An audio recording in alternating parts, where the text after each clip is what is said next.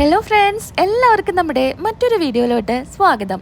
ഇന്നലെ നമ്മൾ പറഞ്ഞു നിർത്തിയിട്ടുണ്ടായിരുന്നത് രേവതിക്ക് നമ്മുടെ ചന്ദ്ര വാരി കൊടുക്കാനായിട്ട് അച്ഛമ്മ പറയുന്നതാണ്. വർഷയുടെ കൈയെ ചെറുതായി ഒന്ന് മുറിഞ്ഞ കാരണം ചന്ദ്ര വർഷയ്ക്ക് വാരി കൊടുക്കുകയാണ്. ഇത് കാണുമ്പോൾ അച്ഛമ്മ പറയുന്നുണ്ട് രേവതിയുടെ അടുത്ത്, നീ വന്ന് ചന്ദ്രയുടെ അടുത്ത് ഇരിക്കേ. അങ്ങനെ രേവതിക്ക് ഇത് കേൾക്കുമ്പോൾ വേണോ വേണ്ടോ എന്നുള്ളൊരു സംശയമായിരിക്കും. അച്ഛമ്മയുടെ നിർബന്ധത്തിന് വഴങ്ങി ചന്ദ്രയുടെ അടുത്ത് രേവതി പോയിരിക്കുകയാണ്. ഇത് കാണുമ്പോൾ സച്ചി ചോദിക്കുന്നുണ്ട്, എന്താ അച്ഛമ്മേ, ഇനി രേവതിയെ കൊണ്ട് വർഷയ്ക്ക് വാരി കൊടുക്കാനാണോ എന്ന്? അതൊന്നും അല്ലടാ. എടി ചന്ദ്രേ, നീ നിന്റെ ഒരു മരുമകൾക്ക് മാത്രം വാരി കൊടുക്കാതെ രേവതിക്ക് കൂടെ വാരി കൊടുക്ക്. അത് പിന്നെ അമ്മേ, വർഷയ്ക്ക് കയ്യിൽ മുറിയായ കാരണല്ലേ ഞാൻ വാരി കൊടുക്കുന്നത്. ഇവളുടെ കയ്യിൽ എന്താ കുഴപ്പം? ഇവള് വേണമെങ്കിൽ വാരി കഴിച്ചോട്ടെ. ചന്ദ്രേ, നീ നിന്റെ 3 മരുമക്കൾക്കും വാരി കൊടുക്കുന്നത് എനിക്ക് കാണണം. 3 മരുമക്കളെയും ഒരുപോലെ കാണാൻ ശ്രമിക്കണ്ടേ? നീ എല്ലാവർക്കും വാരി കൊടുക്ക്. ഞാനൊന്നും മനസ്സ് നിറഞ്ഞത് കാണട്ടെ. അങ്ങനെ ചന്ദ്ര ഓരോരുത്തർക്കായി വാരി കൊടുക്കാണ്. ശ്രുതിക്കും വർഷയ്ക്കും ഒക്കെ വാരി കൊടുക്കുമ്പോ പിന്നീട് അവസാനമായിട്ട് രേവതിയുടെ വായിൽ കൊടുക്കുന്ന സമയത്ത് ചന്ദ്രയ്ക്ക് വലിയ ഇഷ്ടമൊന്നുമില്ലാണ്ട് വായിലേക്ക് അങ്ങ് ഇട്ട് കൊടുക്കുമ്പോ അച്ഛമ്മ പറയുന്നുണ്ട്, നീ എന്താ ഇങ്ങനെ കൊടുക്കുന്നത്? മറ്റു 2 മരുമക്കൾക്കും നീ ഒരുപോലെയല്ലേ വാരി കൊടുത്ത്, അതേപോലെ തന്നെ രേവതിക്കും കൊടുക്കെന്ന് പറഞ്ഞ് വീണ്ടും രേവതിക്ക് ഭക്ഷണം വായിൽ വെച്ച് കൊടുക്കാണ്. അങ്ങനെ എല്ലാ മരുമക്കൾക്കും ഒരുപോലെ ചന്ദ്ര വായില് ഭക്ഷണം കൊടുക്കാണ്. ഇത് കണ്ട് അച്ഛമ്മ പറയുന്നുണ്ട്, ഇപ്പോഴാ എനിക്ക് ഒരുപാട് സന്തോഷമായത്. ഇതുപോലെ നീ എല്ലാവർക്കും ഒരുപോലെ ഭക്ഷണം വാരി കൊടുത്തും സ്നേഹത്തോടെയും കഴിയണം. നിനക്ക് എന്നോട് ദേഷ്യമൊന്നും തോന്നണ്ട. നിന്നെ കൊണ്ട് ഞാൻ ഇവിടുത്തെ പണിയൊക്കെ ചെയ്യിക്കാന്ന് നിനക്കൊരു തോന്നലുണ്ടായിരിക്കും. ഒന്നും കൊണ്ടുമല്ല, എല്ലാവരും ഒരുപോലെ മുന്നോട്ട് പോകണം. എല്ലാ മരുമക്കളെയും നീ ഒരുപോലെ കാണണം.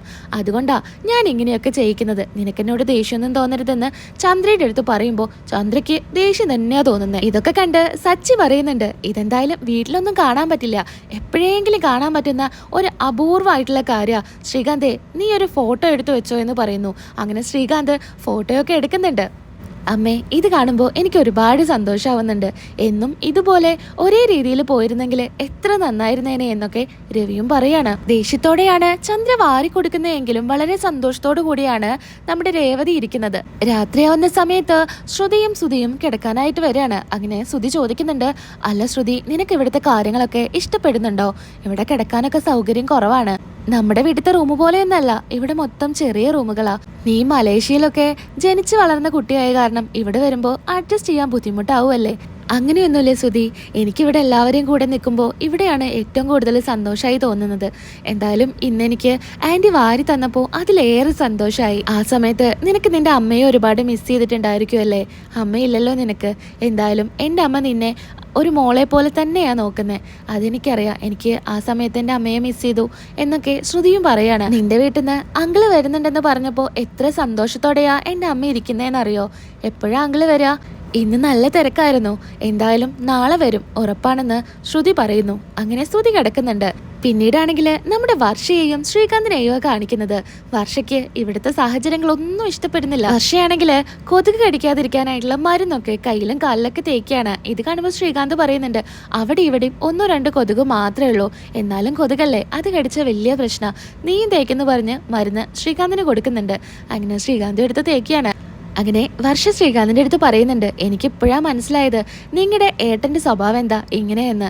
ചെറുപ്പം തൊട്ടേ ഇവിടെയല്ലേ നിന്നിരുന്നത്, പിന്നെ ഇവിടുത്തെ സ്വഭാവമല്ലേ കാണി. സച്ചിക്കാണെങ്കിൽ ശരിക്ക് അച്ഛമ്മയുടെ സ്വഭാവം കിട്ടിയിരിക്കുന്നത്. അച്ഛമ്മ വന്ന മുതല് അതും ഇതും പറയാൻ തുടങ്ങിയതാ. പെൺകുട്ടികൾ അങ്ങനെ ചെയ്യണം, പെൺകുട്ടികൾ അടുക്കളയിൽ കയറണം, കുക്ക് ചെയ്യണം എന്നൊക്കെ. അതൊക്കെ ഞാൻ കേട്ട് സഹിച്ചു നിൽക്കായിരുന്നു. അവരൊക്കെ ഇന്നസെന്റ് ആയിട്ടുള്ള ആൾക്കാരാ. അതുപോലെ തന്നെയാണ് സച്ചിയും. അച്ഛമ്മ ഇന്നസെന്റ് ആണെന്ന് പറഞ്ഞാൽ ഞാൻ വിശ്വസിക്കും, സച്ചി ഇന്നസെന്റ് ആണെന്ന് പറഞ്ഞാൽ ഞാൻ വിശ്വസിക്കില്ല. നീ ആദ്യം ഇന്നസെന്റിന്റെ മീനിങ് ഡിക്ഷണറിയിലൊന്ന് നോക്കി നോക്ക്. സച്ചി അങ്ങനെയൊന്നുമല്ല. അവനിവിടെ വന്നപ്പോൾ തുടങ്ങിയതാ എന്നെ ഇറിറ്റേറ്റ് ചെയ്യാന്. കൂടുതലായി കഴിഞ്ഞാൽ ഞാൻ പ്രതികരിക്കും, മറക്കണ്ട. ഇത് കേൾക്കുമ്പോൾ ശ്രീകാന്ത് പറയുന്നുണ്ട്, അയ്യോ നീ അങ്ങനെയൊന്നും ചെയ്യല്ലേ. ആകെ 4 ദിവസത്തിനാണ് നമ്മൾ ഇങ്ങോട്ട് വന്നിട്ടുള്ളത്. അതിൻ്റെ ഇടയിൽ പ്രശ്നങ്ങളൊന്നും ഉണ്ടാക്കരുത്. പിന്നെ അച്ഛമ്മേനെ അവന് ഭയങ്കര പേടിയാ. അതുകൊണ്ട് വലിയ പ്രശ്നങ്ങളൊന്നും അവനിവിടെ ഉണ്ടാക്കില്ല, അക്കാര്യം ഉറപ്പാണെന്ന് ശ്രീകാന്ത് പറയാണ്. രേവതിയാണെങ്കിൽ രാത്രിയായിട്ട് പൂക്കടയിൽ നിർത്തിയിട്ടുണ്ടായിരിക്കില്ല. അങ്ങനെ സച്ചിക്ക് ഫോൺ വന്ന് സച്ചി സംസാരിച്ചുകൊണ്ട് വരികയായിരിക്കും. അങ്ങനെ രേവതിയോട് പറയുന്നുണ്ട്, പൂക്കട അടച്ചിട്ട കാരണം കസ്റ്റമേഴ്സൊക്കെ വിളിച്ചോണ്ടിരിക്കുക, എപ്പോഴാ തുറക്കുക എന്ന് ചോദിച്ചിട്ട്. അച്ഛമ്മയ്ക്ക് അറിയോ ഇപ്പം നല്ല കച്ചവടാ. അച്ഛമ്മ അറിഞ്ഞില്ലേ പൂക്കട തുടങ്ങിയത്? രേവതി അവൾ എൻ്റെ അടുത്ത് പറഞ്ഞു, നല്ല രീതിക്ക് മുന്നോട്ട് പോകുന്നുണ്ട്, നല്ല ലാഭമൊക്കെ കിട്ടുന്നുണ്ട്. എന്നാലും രേവതിയെ മറ്റുള്ളവരുടെ മുമ്പിൽ നാണം കെടുത്താൻ നീ സമ്മതിച്ചില്ലല്ലോ. സ്വന്തമായിട്ടൊരു വരുമാനം അവൾക്ക് നീ വെച്ചു കൊടുത്തുവല്ലോ. എന്തായാലും നന്നായി. ചന്ദ്രയുടെ പേരാണല്ലേ കടക്കിട്ടിരിക്കുന്നത്. അതെ അതെ, എല്ലാവരും കാരണം തന്നെയാ ഞാൻ രേവതിക്ക് കട വെച്ചു കൊടുത്തത്.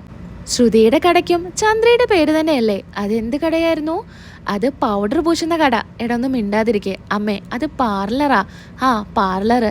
അതിനും ചന്ദ്രയുടെ പേര് വെച്ചു. ഇപ്പൊ ഇതാ പൂക്കടയ്ക്കും ചന്ദ്രയുടെ പേര് വെച്ചിരിക്കുന്നു. അവരൊക്കെ ചന്ദ്രയെ എത്രമാത്രം സ്നേഹിക്കുന്നുണ്ട്. അതുകൊണ്ടല്ലേ സ്വന്തം കടയ്ക്ക് ചന്ദ്രയുടെ പേര് വെച്ചത്. എന്തായാലും അച്ചമ്മയ്ക്ക് ആ ഭാഗ്യം ഇല്ലാതെ പോയല്ലോ. അതെന്താടാ? അല്ല, അച്ചമ്മയുടെ പേരില് അമ്മയൊരു കടയൊന്നും തുടങ്ങിയില്ലല്ലോ. അവളുണ്ടോ എൻ്റെ പേരിലൊരു കട തുടങ്ങുന്നു? അതെ അമ്മേ, അത് ശരിയാ. കല്യാണക്കത്തില് അമ്മയുടെ പേര് വെക്കാൻ മറന്ന ആളാ. എന്നിട്ട് ഞാൻ ഓർമ്മിപ്പിച്ചിട്ടാ അമ്മയുടെ പേര് അതിൽ വെച്ചതെന്ന് രവി പറയാണ്. ഇത് കേൾക്കുമ്പോ ചന്ദ്രയ്ക്ക് ദേഷ്യം വരുന്നുണ്ട്. ഇത്ര നേരമായിട്ട് നിന്റെ പൂക്കെട്ടില് കഴിഞ്ഞില്ലേ? ഇനി നാളെ കേട്ടാ. വേണ്ട അച്ചമ്മേ, ഇത് തീർക്കട്ടെ, എന്നിട്ട് ഞാൻ കിടക്കുന്നുള്ളൂ. അച്ചമ്മയ്ക്ക് ഇവളെ കുറിച്ച് അറിയാഞ്ഞിട്ടാ. പൂവെന്ന് വെച്ചാ ഇവൾക്ക് ഭ്രാന്താ. അത് കെട്ടിത്തീരാതെ അവൾ ഇന്ന് കിടക്കില്ല. അങ്ങനെ തന്നെയാ വേണ്ടത്. ചെയ്യുന്ന ജോലിയില് ആത്മാർത്ഥത വേണം. അതാണ് രേവതി കാണിക്കുന്നത്. ഇത് കേട്ട് ചന്ദ്ര പറയുന്നുണ്ട്, ഓഹോ, വലിയ പൂക്കച്ചവടാ. എപ്പോഴെങ്കിലും ഒന്നോ രണ്ടോ ആള് വന്ന് പൂ മേടിച്ചുകൊണ്ട് പോകും, അത്രേ ഉള്ളൂ. അതൊന്നും അല്ല അച്ചമ്മേ. ഇപ്പൊ രേവതിയുടെ പൂക്കടയിൽ നല്ല ലാഭം കിട്ടുന്നുണ്ട്. അമ്മ പറയുന്ന പോലെയൊന്നല്ല ചന്ദ്രേ. എല്ലാ ജോലിക്കും അതിൻ്റെതായിട്ടുള്ള മഹത്വമുണ്ട്. ചെയ്യുന്ന ജോലിയില് ആത്മാർത്ഥത ഉണ്ടെങ്കിൽ നല്ല ലാഭവും അതിൽ നിന്ന് നമുക്ക് ഉയർച്ചയുണ്ടാവുള്ളൂ. അത് നീ ആദ്യം മനസ്സിലാക്കുക. പിന്നെ രേവതി, നാളെ ശ്രുതിയുടെ മാമൻ വരുന്നതാ. രാവിലെ തന്നെ എണീറ്റ് എല്ലാ കാര്യങ്ങളും റെഡിയാക്കണം. ആ ശരി അമ്മേ, എല്ലാം റെഡിയാക്കാം. ഇത് കേൾക്കുമ്പോൾ രവി പറയുന്നുണ്ട്, ഇന്ന് ശ്രുതിയുടെ മാമ വരുമെന്ന് പറഞ്ഞിട്ട് എന്നെ നീ പുറത്തോട്ട് അയച്ചിട്ടില്ല. ഇനി നാളെയെങ്കിലും വരുമോ? വരും എന്ന് പറയുന്നതല്ലാതെ ഇതുവരെ ആരും വന്ന് കണ്ടിട്ടില്ല. അതുകൊണ്ട് ചോദിച്ചതാ. ഇതൊക്കെ നമ്മുടെ ശ്രുതി കേൾക്കുന്നുണ്ടായിരിക്കും. ശ്രുതി ഈ സമയത്ത് അടുക്കളയിലോട്ട് പോകുമ്പോൾ രവി ചോദിക്കുന്നുണ്ട്, അല്ല ശ്രുതി, നാളെ അങ്കിള് വരില്ലേ എന്ന്. ആ, നാളെ വരും. ഇന്ന് നല്ല തിരക്കായിരുന്നു. അതുകൊണ്ട് നാളെ എന്തായാലും വരുമെന്ന് പറഞ്ഞ് അങ്കിള് വിളിച്ചിട്ടുണ്ടായിരുന്നു. കേട്ടില്ലേ? നാളെ എന്തായാലും വരുമെന്ന് പറഞ്ഞ് അങ്കിള് വിളിച്ചിട്ടുണ്ടായിരുന്നു എന്ന്. ഇനി നാളെ ശ്രുതിയുടെ മാമൻ വരുമ്പോ നിന്റെ വായൊന്ന് അടച്ചു വെക്കണം. അടച്ചു വെക്കാനേ എന്റെ വയലിനോ മൃദംഗോ ഒന്നും അല്ല. പറയുമ്പോ സ്റ്റോപ്പ് ചെയ്യാനും തുടങ്ങാനും. എനിക്ക് ഇങ്ങോട്ട് തരുന്ന ബഹുമാനം എന്താണോ അത് തന്നെ അങ്ങോട്ടും കൊടുക്കും. കണ്ടോ, ഇവൻ ഇപ്പൊ തന്നെ തുടങ്ങി ഓരോരോ പ്രശ്നങ്ങൾ ഉണ്ടാക്കാൻ വേണ്ടിയിട്ട്. അങ്ങനെ പിന്നീട് ശ്രുതി ഇതൊക്കെ അടുക്കളയിൽ നിന്ന് കേൾക്കുന്നുണ്ടായിരിക്കും. അങ്ങനെ ആരും കാണാതെ മീരയ്ക്ക് ഫോൺ ചെയ്യുന്നുണ്ട്. ആ ശ്രുതി, ഞാൻ നിന്നെ വിളിക്കണമെന്ന് കരുതിയതാ. നീ നാട്ടിലെത്തിയോ? ആ, ഞങ്ങൾ ഉച്ചയാകുമ്പോൾ തന്നെ എത്തി. എന്തായി നാളത്തെ കാര്യം? നാളെ എപ്പോഴാ വരിക? ആര് വരുന്ന കാര്യം നീ പറയുന്നേ? അല്ല, നമ്മൾ പൈസ കൊടുത്ത് ഒരാളെ ഏൽപ്പിച്ചിട്ടുണ്ടല്ലോ. അയാൾ എപ്പോഴാ വരിക? അയാൾ കറക്റ്റ് സമയത്ത് അവിടെ എത്തിയിരിക്കും. അയാളെ കയ്യില് സ്വർണവും സാധനങ്ങളൊക്കെ കൊടുത്തതല്ലേ, ഇനി അതുകൊണ്ട് മുങ്ങിക്കാണോ?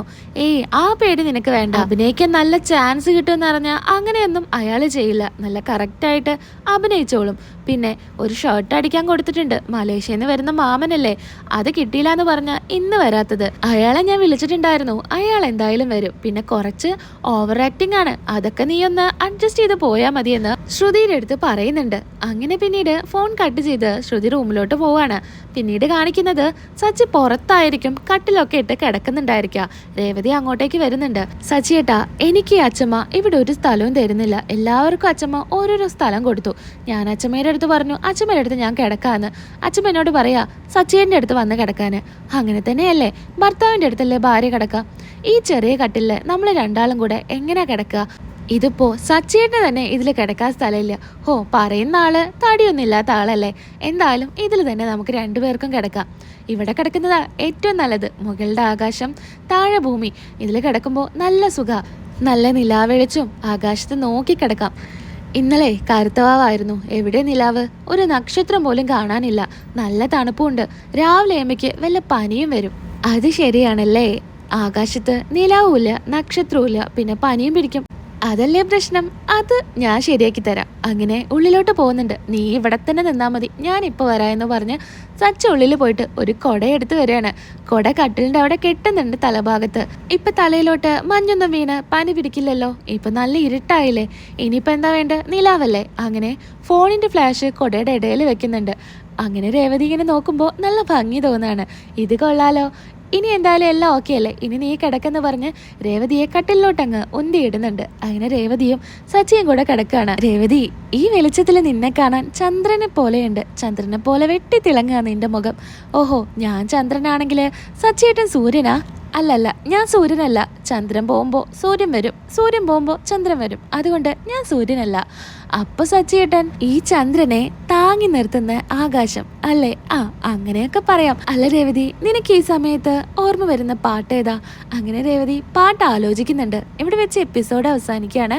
നമ്മുടെ വീഡിയോ ഇഷ്ടപ്പെടുന്നുണ്ടെങ്കിൽ ലൈക്ക് ചെയ്യാനും ഷെയർ ചെയ്യാനും കമൻറ്റ് ചെയ്യാനും മറക്കരുത്. അടുത്ത വീഡിയോയിൽ വീണ്ടും കാണാം. ടാറ്റാ.